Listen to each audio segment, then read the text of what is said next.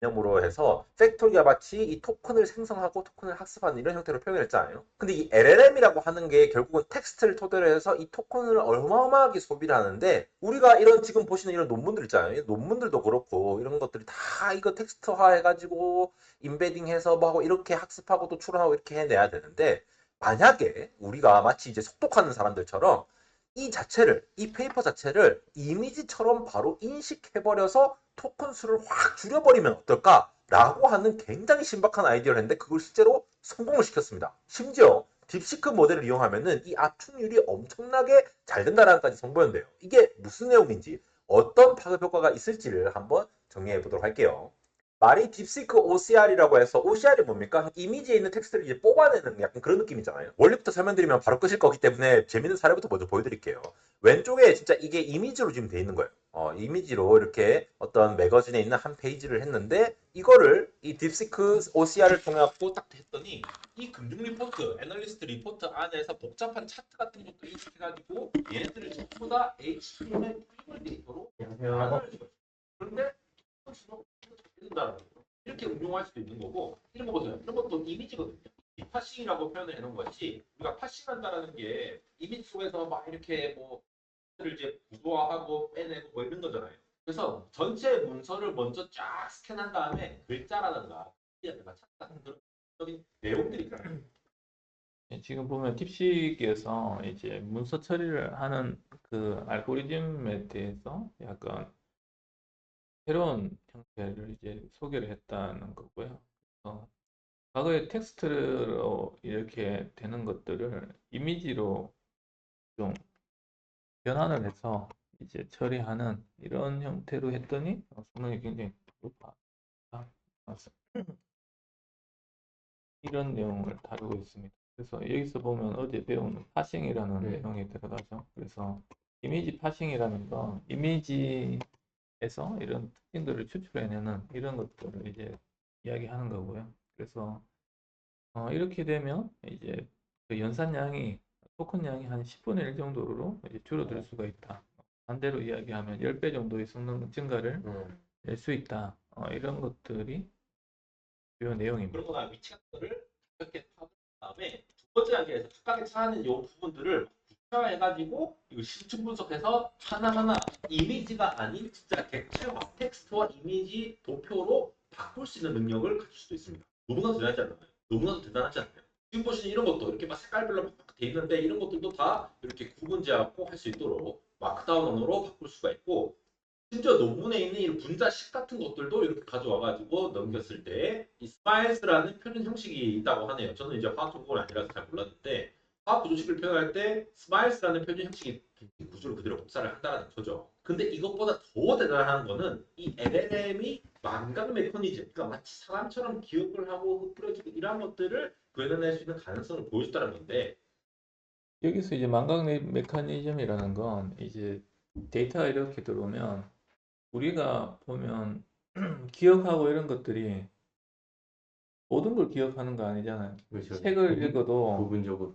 그 내용 다 까먹는 예. 경우도 많고, 뭐 어떨 때는 책을 사고 나중에 똑같은 책을 한 번 더 사기도 하고, 그러면 딱 보면 아 이거 옛날에 읽은 책인데 이런 생각이 드는 적도 있었고, 그래서 우리가 기억하는 메커니즘 자체가 기본적으로는 망각이 되도록 설계가 되어 있잖아요. 그래서 그 중에서 중요한 부분은 복습을 하고 이렇게 하면서 장기 그게 장기 기억으로 넘어가면서 기억이 되는 것이고, 그런 부분들을 얘가 적용을 시킨다 이렇게 볼 수가 있습니다. 여기서 재밌는 부분은 과거에는 이런 논문들이나 PDF나 이런 것들을 보면 중간에 이런 도표나 이런 것들을 봤을 때 이게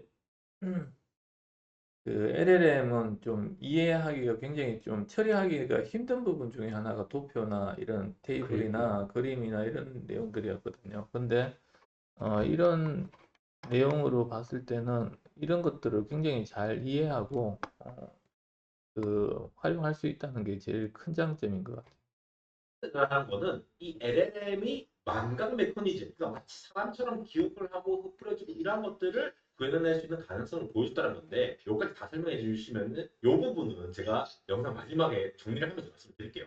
이미지에서 텍스트를 뽑아내느냐? 자, 우리가 텍스트로 제가 제일 처음에 말씀드렸죠. 텍스트로 막 이렇게 LLM을 처리하다 보면은 전부 다 토큰 하라 해가지고 토큰으로 다 처리해야 되죠. 그리고 토큰 하나 내리고 또 다시 다 집어넣고 토큰 하나 미중 갈등이 있는 상태에서 너플 막아 처음에 말씀드렸다시피 지금 이 논문도 몇십 페이지 되는 논문인데 이 논문을 하나하나 글자로 다 읽고 있는 게 아니라 마치 이미지 정도처럼 시각 정보로 바꿔서 압축을 한 다음에 여기서는 제목에서도 컨텍스트 옵티컬 컴프레션이라고 하죠. 이런 광학적 압축, 그러니까 시각적으로 압축을 한다. 자, 이거 그래서 이거는 지금 내용 전체로 봤을 때 압축에 대한 이야기입니다. 여기서 보면 10 times라고 되어 있는데 10배 정도의 압축 효과를 누릴 수 있다 이렇게 되는데 지금 그 미국에서의 제재가 가해지면서 중국 쪽에서는 이런 쪽의 기술들이 굉장히 지금 많이 발전해 있습니다. 그래서 압축해서 어떻게 사이즈를 줄여서 하는 기술들 이런 것들이 지금 막 중국 쪽에서 계속 나오고 있죠. 대표적인 게 이제 딥식이었고, 그래서 딥식부터 시작해서 이런 쪽의 발전 속도가 되게 많이 빠른 것 같다. 그렇게 좀 느낄 수가 있는 부분.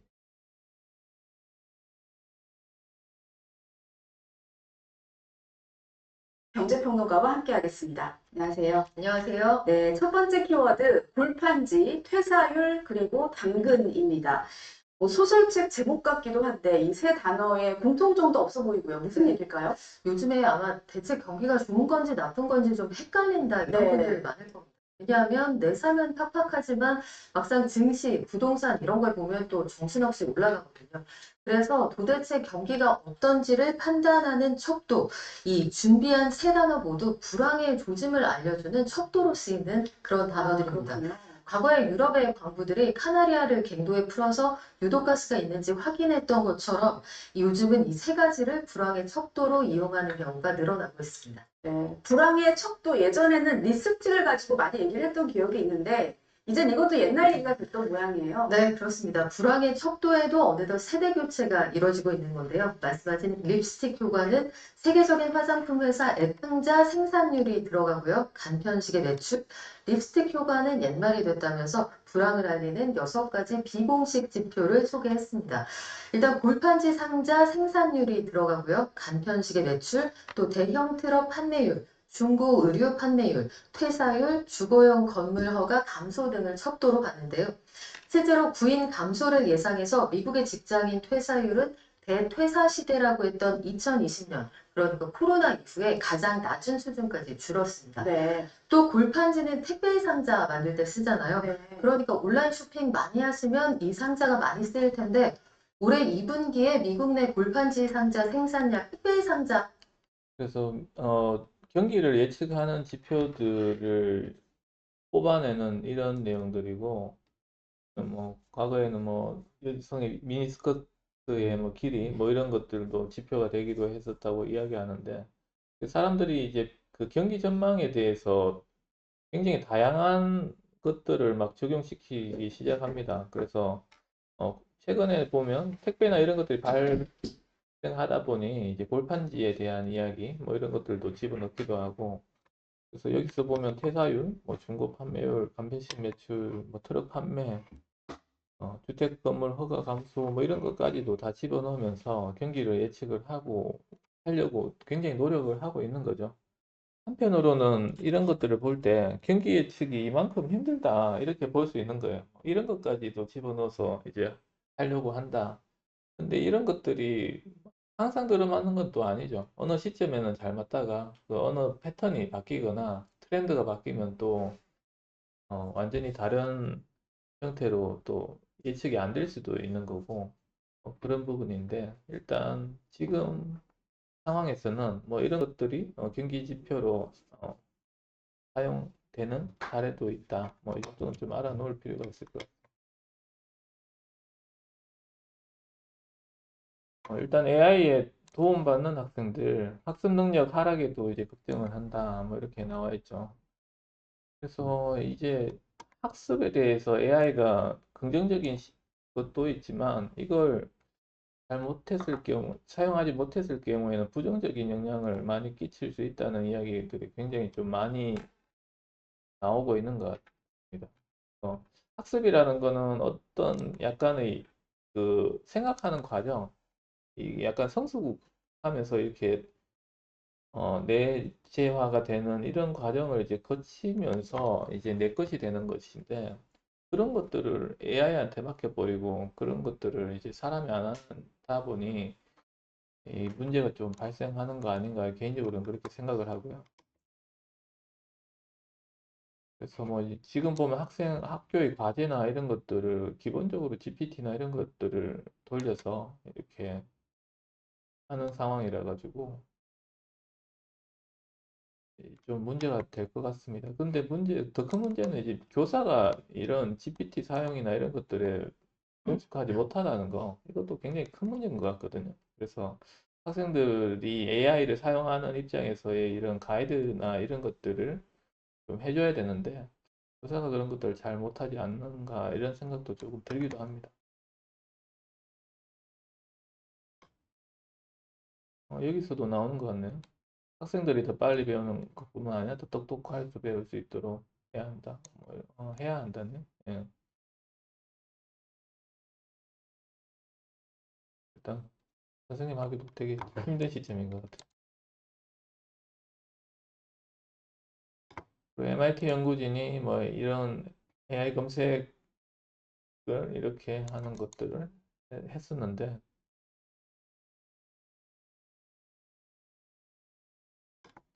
일단 AI 의존하면 인지 발달에 위험하다. 인지 발달이 안 된다. 이런 이야기들 좀 하네요.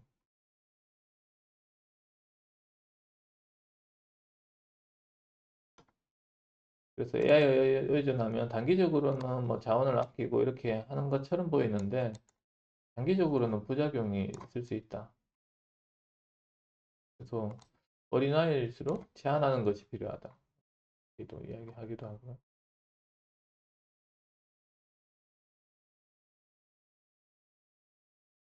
그렇습니다. 일단 대구 쪽에 업체들 한번 이야기를 해보면 아진 PMP, 그 후지, 테크노폴리스 그쪽에 있는 제지업체고요. 이 회사에서 보면 제지업체 쪽으로 가스 공급량이 좀 있습니다. 저희 회사 산업용이 한 20% 수준을 제지업체에 공급을 하고 있고요. 그래서 거의 랭킹 10위 안에 제지업체들이 다 들어가요. 그래서 우리 회사 입장에서는 제지가 굉장히 좀 중요한 부분입니다. 앞서 어,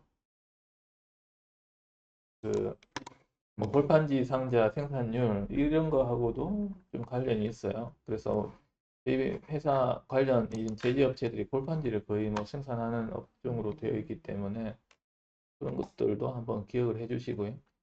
그래서 아진 PMP도 골판지 만든다고 보시면 될 것 같습니다.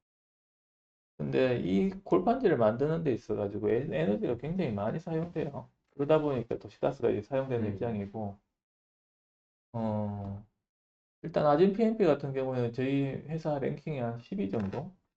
그 정도 됩니다. 그래서 10위보다 더 되는 거야. 한 6위 정도 되려나?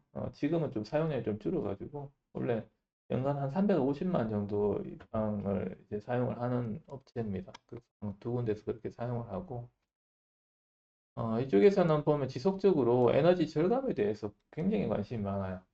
그래서 기존에 보면 그 도시가스 이외에도 다른 연료원에 대해서도 이제 검토를 굉장히 많이 했었고 개인적으로 이 부분을 한번 뵌 적도 있습니다.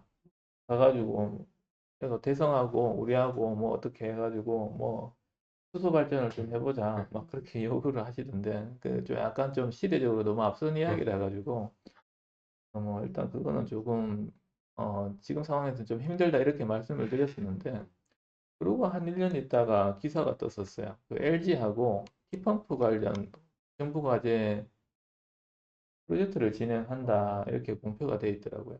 그래서 그 부분에 대한 내용입니다. 그래서 이런 이 내용이 진행된 지는 제가 기억하기로는 한 1년 반 정도 되는 것 같아요. 그래서 그런데 이제 그 이게 약간 트렌드적인 적인 부분도 있습니다. 이제 에너지나 이런 것들이 약간 힙펌프를 좀 타겟팅 해가지고 좀 가고 있는 부분이 좀 보여져요.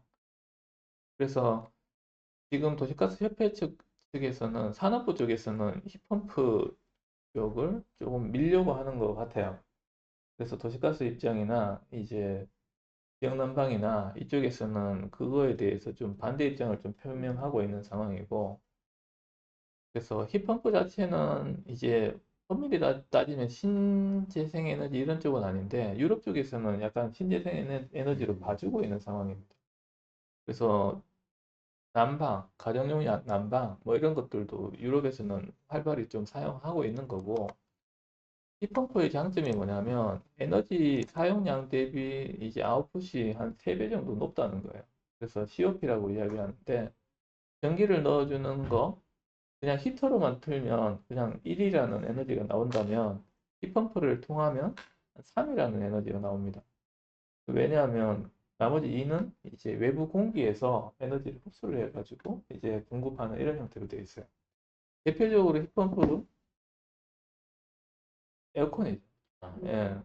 힙펌프 하면 굉장히 우리하고 동떨어지는 것 같이 보이는데, 쉽게 말하면 에어컨입니다. 에어컨. 에어컨이 그런 역할을 하는 거예요. 어떻게 하죠? 외부에 여론을 이제 방출하거나 뺏어가지고 이제 내부로 이제 보내는 역할을 이제 에어컨이 하는 거고, 그 에어컨의 성능이 기본적으로 이제 COP 기준, COP라는 거는 투입 대비 아웃풋의 양인데, 그게 이제 최소 3이에요. 가정용 같은 경우에는 한 5까지도 나옵니다. 최근에 나오는 거. 그래서 우리는 냉방으로만 쓰는 거를 에어컨이라 그러고, 예, 난방으로 쓰는 형태까지도 보면 이제 되는 형태로, 그러니까 겨울철에도 쓸 수 있어요. 요즘에는 펌프 이렇게 나오는 것들은 그렇게 사용을 하고 있죠. 그래서 여기서 보면 힙펌프에 대한 의미를 좀 알아야 되는데, 펌프라는 거는 에너지 레벨이 낮은 걸 높이 올리는 걸 이제 펌프라고 하잖아요. 힙펌프도 마찬가지입니다. 에너지 그 온도는 보면요, 이게 높은 데서 낮은 데로 흐르나요? 낮은 데서 높은 데로 흐르나요? 그거는 이제, 예, 우리 아들내미가 저번에 한번 질문한 내용인데, 그럼 그거는 어디서 규정되어 있냐? 이렇게 물을 수도 있잖아요. 왜 그렇게 되어 있냐? 그건 사람들이 이제 규정한 거예요. 예, 높은 데서 나름대로 하기도 했다. 그게 이제 연력학 2법칙에 이제 규정되어 있습니다. 그래서 연력학 2법칙에 의하면 이제 온도가 높은 데서 낮은 곳으로 이제 간다. 이렇게 규정되어 있고, 그거를 이제 거꾸로 한다는 개념에서 힙펌프. 그래서 힙펌프예요. 그래서 외부에 어떤 에너지를, 동력을 가해서 이제 그 인력학적인 것들을 거꾸로 돌린다는 이런 개념이 이제 힙펌프 이런 개념이거든요. 그래서 힙펌프에 대한 개념을 알아봤고, 그래서 이 제지업체에서는 주로 하는 일이 앞에 있는 골판지, 이런 골판지를 만들기 위해서 일단 우리가 버리는 이런 종이, 이런 것들을 모아서 잘게 쪼개고 난 뒤에 그걸 삶습니다. 물에. 예. 그때 엄청난 열이 들어가고, 삶고 난 뒤에 그걸 말리잖아요. 말리는데 또 엄청난 열이 들어가고. 그러니까 이쪽에서는 열에 대해서 굉장히 민감해 할 수밖에 없는 상황입니다. 그래서 이 업체에서는 이제 열에 대해서 굉장히 민감해요. 그래서 자체 소각장을 가지고 있어요. 자체 소각장을 가지고 뭐 시간당 2.5톤의 스팀 생산량을 이제 허가를 받았습니다. 그거는 이제 소각을 해서 열을 얻을 수 있는 구조입니다. 소각을 한다. 버리는 쓰레기를 가져와서 낸다. 걔는 이쪽 업체에서는 소각을 했을 때 메리트가 엄청나요. 일단 쓰레기를 반입할 때 쓰레기 반입 비용을 받고 가져오겠죠. 처리 비용을. 예. 그러면서 열을 또 팔고. 예, 열도 쓰고 뭐 여러 가지 이쪽으로 이점입니다. 그래서 이 업체 같은 경우에는 그걸 증설을 하려고 했어요. 그래서 시간당 2.5톤은 한 4톤 정도로 이렇게 증설을 하려고 했는데, 요즘 환경이 문제니까 달성군청에서 반대를 합니다. 행사를 못합니다. 주변에서 반대를 했어요. 그래서 법정 소송까지 갔었는데 결국엔 패소했어요. 그 스토리가 한 4년 전까지 올라가야 돼요. 그래서 그런 과정들을 거쳤고, 그래서 이분은 굉장히 좀 액티브한 분이세요. 굉장히 생각이 많아. 그래서 이분 밑에 일하시는 분들을 만나보면 되게 힘들어요. 아이디어가 너무 풍부하셔가지고 막 이것도 해봐라 저것도 해봐라 막 던져주시고 이런 분이세요. 그러면서 이제 힙펌프에 또 생각을 하셔가지고 LG가 보면 이제 냉난방 공조를 굉장히 잘하지 않습니까? 상업용으로 한번 해보자 이렇게 했던 것 같아요. 그래서 1000RT 기준으로 하거든요. 이 냉난방이나 이런 것들은. 그래서 대규모의 형태의 이제 산업용 히트펌프를 만들어서 우리 공장에 한번 해서 실증 사업을 뭐 연구 과제 사업을 진행을 하자. 그래서 이제 이게 진행이 됐던 내용입니다. 그래서 지금 이 기사는 며칠 전에 나온 기사인데 이런 형태로 이제 또 업체는 하고 있다. 지금 도시가스 판매량이 줄어드는 소리가 들리죠? 예. 이런 형태의 내용들이 있습니다. 그래서 애기평에서 하는 국제과제 산업용 히트펌프 시스템 개발 연구를 진행해 오고 있다. 이렇게 되어 있잖아요. 그래서 올해 3차 연도로 설계 완료하고 실증 운전에 돌입한다. 그래서 27년까지 이거를 해서 어떻게 보겠다. 올해 숙지했던 에너지 낭비 문제를 해결하고 가스를 적게 쓰겠다는 이야기죠. 그래서 이런 것들이 이제 판매량에 영향을 미칠 수밖에 없다.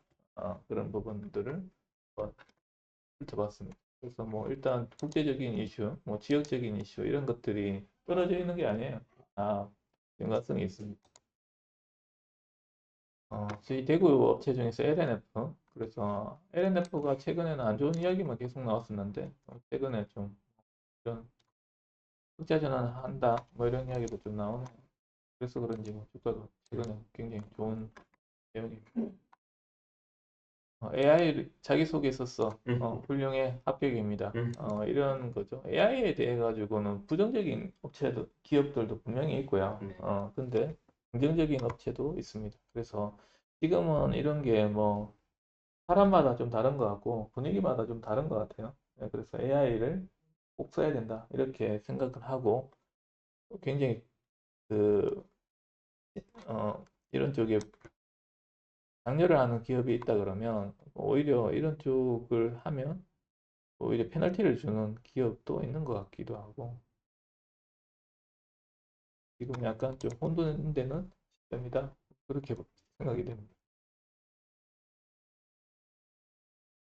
이건 저번에 한번 봤던 것 같기도 하고요. 엔스로픽이 이제 클로드죠. 클로드는 지금 버전이 혹시 아시는가 몇 버전까지 나와 있는지? 4.5까지 나와 있죠. 한번 보겠습니다. 헷갈리니까. 아주 빨리 변해가지고. 그리고 또 우리가 알고 있던 지식이 진짜가 아닐 수도 있어요. 네. 그러니까 항상 검증이 필요합니다. 일단 클로드는 이제 모델이 3개가 있죠. 네. 그래서 우리가 흔히 4.5. 쓰는 거는 소넷 네. 버전 4.5고요. 그리고 이제 하이프 버전이 나온 지가 한 일주일 정도 됩니다. 그리고 오퍼스는 4.1 버전이 있고요. 이 중에서 일반적으로 쓰는 건 소넷. 네. 그리고 빠른 응답을 하는 데는 하이프 4.5. 그리고 경량 모델이고 제일 저렴한 모델이고 그리고 이제 오퍼스 4.1은 이제 약간 굉장히 큰 모델이죠. 이런 형태로 되어 있다. 그래서 이 클로드가 이제 MS365 우리 흔히 쓰는 엑셀입니다. 그래서 보면 기존에 우리가 설치해서 쓰는 이런 형태의 엑셀 이런 형태도 있고 구독 형태의 이런 엑셀도 있어요. 그래서 마이크로소프트 365라면 이 구독 개념이고요. 연 단위로 했을 때 내가 얼마를 주고 그거를 쓸 수 있는 권한을 얻고 그래서 사용하는 이런 형태.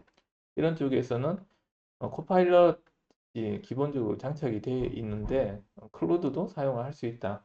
이런 내용입니다. 그래서 문서, 이메일, 채팅까지 그래서 마이크로소프트에서 지원하는 이런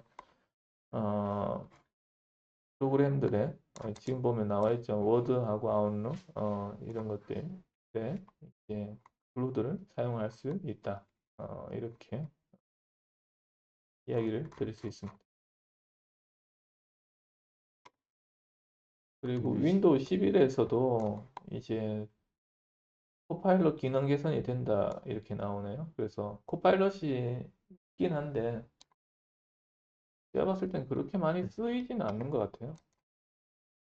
근데 이쪽에서도 약간 업데이트가 있다. 그래서 주요 기능을 보니까 이제 보이스, 비전, 액션, 커넥터. 그래서 원래 LLM이 하고 있던 일 외에 이걸 가지치는 이런 부분 있잖아요. 연계시키는 부분.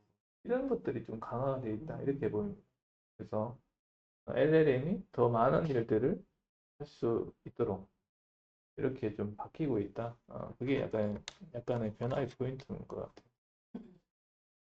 같아요. 여기서 마치겠습니다. 그렇습니다.